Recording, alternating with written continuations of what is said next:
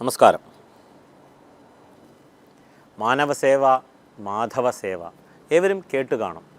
കഴിഞ്ഞ എപ്പിസോഡിൽ മോക്ഷപ്രാപ്തിയിലേക്ക് നാം നീങ്ങുമ്പോൾ ചെയ്യേണ്ട സത്പ്രവൃത്തികളെക്കുറിച്ച് ചിന്തിച്ചു, ധർമ്മബോധത്തെക്കുറിച്ച് ചിന്തിച്ചു.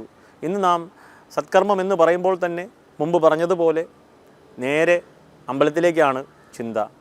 ഈശ്വരീയ നാമങ്ങൾ ജപിക്കുന്നത് മാത്രമാണ് സത്പ്രവൃത്തി ഇല്ലെങ്കിൽ സത്കർമ്മം എന്നുള്ള ചിലരുടെ ചിന്ത, അഭിപ്രായങ്ങൾ. തീർച്ചയായിട്ടും ഇവിടെ സ്മരിക്കേണ്ടതായിട്ടുള്ള ഒരു വസ്തുത, കർമ്മം എന്ന് പറയുമ്പോൾ പ്രവൃത്തി. ഈ പ്രവൃത്തി പഞ്ചമഹായജ്ഞങ്ങൾ പറഞ്ഞിട്ടുണ്ട്. യജുർവേദത്തിൽ പ്രതിപാദിച്ച ഡയറക്റ്റ് റെഫറൻസ്, സനാതനധർമ്മം ഹിന്ദുധർമ്മത്തിൻ്റെ ഡയറക്റ്റ് റെഫറൻസ് എവിടെയാണ്? വേദങ്ങൾ തന്നെയാണ് അടിസ്ഥാനം. ആ വേദങ്ങളിൽ പ്രതിപാദിച്ചിട്ടുള്ള, യജുർവേദത്തിൽ പ്രതിപാദിച്ചിട്ടുള്ള പഞ്ചമഹായജ്ഞം, അവിടെ ദേവയജ്ഞം ഒരു ഘടകമാണ്, ബ്രഹ്മയജ്ഞം ഒരു ഘടകമാണ്, പിതൃയജ്ഞം ഒരു ഘടകമാണ്, ഭൂതയജ്ഞം ഒരു ഘടകമാണ്, മനുഷ്യയജ്ഞം നൃയജ്ഞം ഒരു ഘടകമാണ്. അപ്പോൾ ഇവിടെ മാനവസേവ, മാധവസേവ എന്നുള്ളത് പഞ്ചമഹായജ്ഞങ്ങളിൽപ്പെട്ടതാണ്. അങ്ങനെ ദരിദ്രരെ സഹായിക്കുന്നു, അനാഥർക്ക് സംഭാവനകൾ നൽകുന്നു, അവരെ ജീവിക്കുവാനായിട്ടുള്ള ഒരു പ്രചോദനം നൽകുന്നു, ജീവിക്കുവാനുള്ള സാഹചര്യം ഒരുക്കുന്നു എന്നിങ്ങനെ പലതരം പ്രവൃത്തികൾ. അത് സത്പ്രവൃത്തി അല്ലേ, പഞ്ചമഹായജ്ഞങ്ങളിൽ വരുന്നതല്ലേ എന്ന് ചോദിച്ചു കഴിഞ്ഞാൽ തീർച്ചയായിട്ടും അതെ എന്ന് പറയേണ്ടി വരും. അങ്ങനെ അഭിവാദനശീലസ്യ നിത്യം വൃദ്ധോപസേവിനഃ ചത്വാരി തസ്യ വർദ്ധന്തേ ആയുർവിദ്യ യശോ ബലം എന്നിങ്ങനെ നമ്മെ പറഞ്ഞ് ശാസ്ത്രം മനസ്സിലാക്കിത്തരും. വൃദ്ധജനങ്ങളെ പരിപാലിച്ചാൽ ആയുസ്, വിദ്യ, യശസ്, ബലം എന്നിങ്ങനെ 4 വിഷയങ്ങൾ നമ്മളിലേക്ക് വരും എന്നുള്ളതാണ്. അങ്ങനെ നാം മറ്റുള്ളവരെ സഹായിക്കുവാൻ തുടങ്ങി.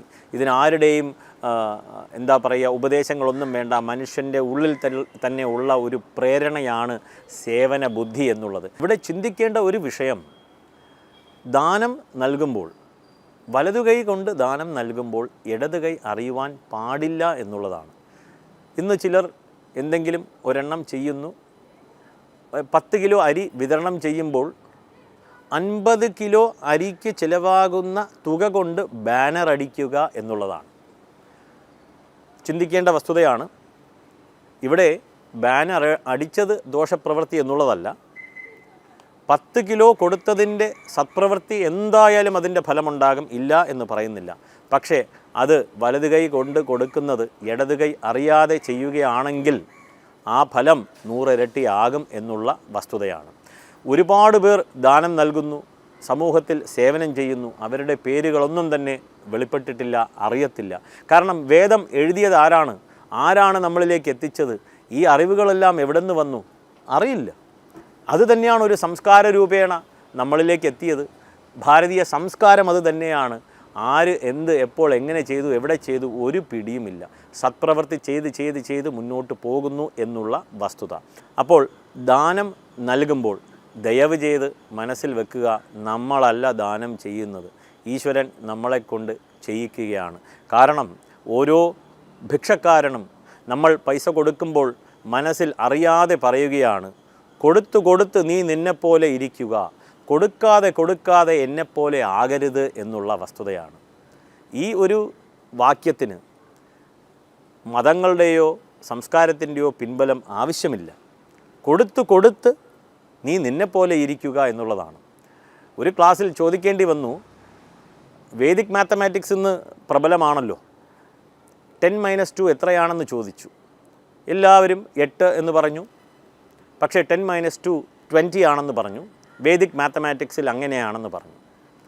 10 - 2 20 എങ്ങനെയെന്നാൽ 10 രൂപ ഉള്ളവൻ 2 രൂപ ദാനം നൽകുകയാണെങ്കിൽ അവൻ്റെ ധനം 20 മാറും എന്നുള്ളതാണ്.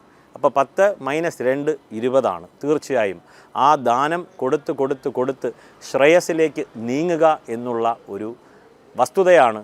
ഏവർക്കും ദാനം കൊടുത്ത് ചെറിയ രൂപയാണെങ്കിലും മതി, ദാനം കൊടുത്ത് അതിനെ മറന്ന് ശീലിച്ച് ശ്രേയസ് അനുഭവിക്കുക, ആത്മസംതൃപ്തി അനുഭവിക്കുക എന്നുള്ള വസ്തുതയാണ്. ഏവർക്കും പരീക്ഷിക്കാം. നമസ്കാരം.